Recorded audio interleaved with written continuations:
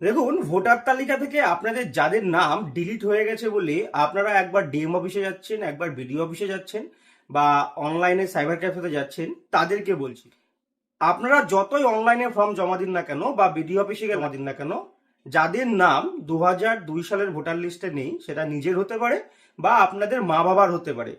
তো যদি নিজের বা মা বাবার কারোরই নাম 2002 সালের ভোটার লিস্টে না থাকে, তাহলে কিন্তু আপনাদের নাম কোনোভাবেই আর উঠবে না। এটা আগে বোঝার চেষ্টা করুন।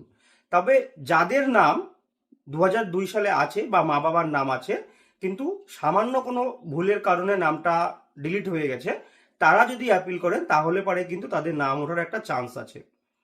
নির্বাচন কমিশন 15 দিন ডেট বাড়িয়েছে অ্যাপিল করার জন্য। 28শে ফেব্রুয়ারি আমাদের ভোটার তালিকা বেরিয়েছিল। তার থেকে 15 দিনের মধ্যে আপনাকে অনলাইনে হোক বা অফলাইনে হোক জেলা নির্বাচন আধিকারিকের কাছে অ্যাপিল করতে হবে। তো এই অ্যাপিলটা সবাই করছেন, সবার নাম কিন্তু উঠবে না। নির্বাচন কমিশন আপিল করার জন্য 15 দিন সময় দিয়েছে, কিন্তু তিনি কিন্তু গাইডলাইন্সের পরিবর্তন করেনি। এটা আপনাকে আগে বুঝতে হবে।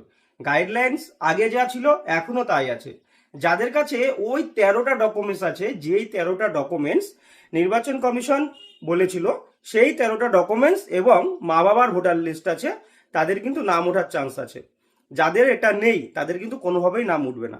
অনেকে দাদু ঠাকুমার নাম দিয়ে করেছিলেন, অনেকে দাদু দিদার নাম দিয়েও করেছিলেন। তো তাদের নামও দেখবেন বেশিরভাগ ক্ষেত্রে উঠবে না, কারণ আপনারা কোনো ডকুমেন্টস দিয়ে প্রমাণ করতে পারছেন না যে ওইটা আপনার মায়ের বাবা বা ওইটা আপনার মায়ের মা বা এটা আপনার বাবার মা, ঠাকুমা। এটা আপনার কিন্তু অনেকেই প্রমাণ করতে পারছেন না। তো এদের আমার সাথে কে কে একমত এই বিষয় নিয়ে অবশ্যই কিন্তু কমেন্ট করে জানাবেন।